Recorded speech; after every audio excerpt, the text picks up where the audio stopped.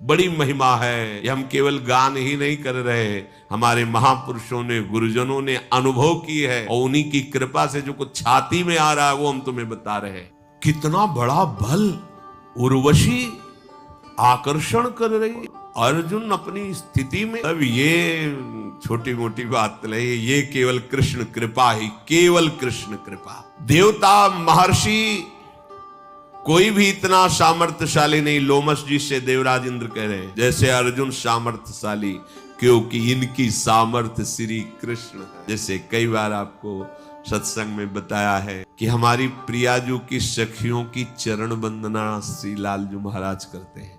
सखियों में अनंत ब्रह्मांडों के स्वामी, अनंत जीवों के अंशी भगवान किसी को, आपके लोगों की बहुत अत्युक्त है। नहीं, ये अलंकार पूर्ण वचन नहीं है। जैसे देवराज इंद्र कह रहे हैं कि कोई भी ऋषि महात्मा इनके समान बलवान नहीं, क्योंकि श्री कृष्ण इनके बल हैं। तो सखियों के बल कौन है? हाँ, मेरे बल सी वृंदावन रानी, जाहि निरंतर सेवत मोहन, बन विनोद सुखदानी, मेरे बल।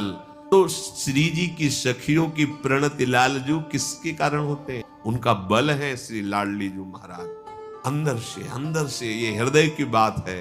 स्वामी जी के चरणों का आश्रय, हर चरित्र से आपको बल मिलेगा, शिक्षा मिलेगी। देवराज इंद्र लोमस ऋषि जी नीचे बैठे हैं, अर्जुन इंद्र के इंद्रासन पर आधे भाग में बैठे हैं। तब जानते हो इनका बल क्या है? श्री कृष्ण। सबका बल तपस्या, इनका बल अपबल, तपबल और बाहुबल। चौथो बल है दाम, सूर किशोर कृपाते सब बल, हारे को हरिनाम। ये सब बल है, ये हरिनाम जपते हैं। ऐसे रोम रोम से कृष्ण कृष्ण निकलता रहता है, और हृदय तो कृष्णमय है ही।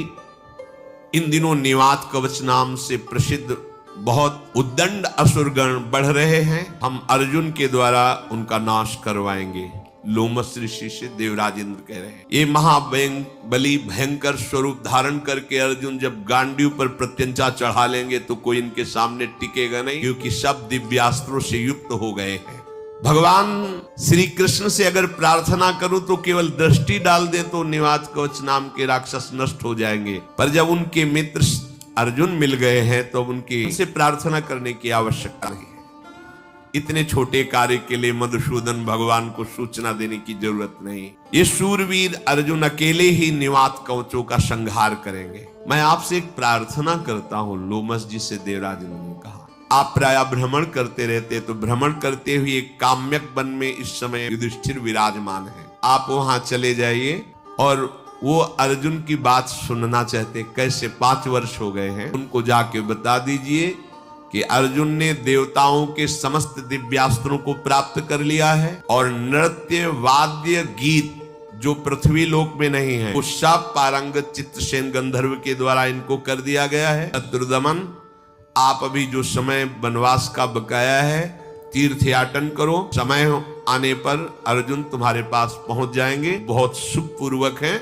ऐसी सूचना देवराज इंद्र ने लोमस जी को देने की कही कि आप जाकर के जहां युधिष्ठिर आदि विराजमान है वहां उनको दीजिए। महामुने, और मैं चाहूंगा कि आप मंत्र बल से पांडवों को सुरक्षित रखें। जहां तीर्थ यात्रा करें आप उनके साथ रहें, तीर्थों का परिचय दें, अमुक अमुक तीर्थ, और उनकी सुरक्षा करें। जो आज्ञा, ऐसा लोमस जी ने देवराज इंद्र से कहा। और शत्रुदमन कुंती कुमार धर्मराज युधिष्ठिर के सूचना देने के लिए वो भूतल लोक पर आए।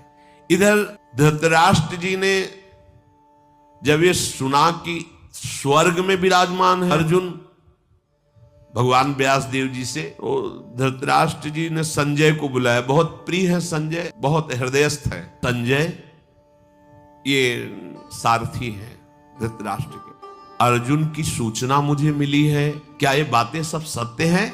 और देखो तो संजय, मेरा ये मूल बुद्धि पुत्र दुर्योधन भोग में है, और पांडव संचय कर रहे हैं बल। ये पाप पूर्ण लगता है, मेरे वंश का विनाश ही कर देगा। ये दुर्बुद्धि दुर्योधन एक दिन सारे भूमंडल का सर्वनाश करा देगा।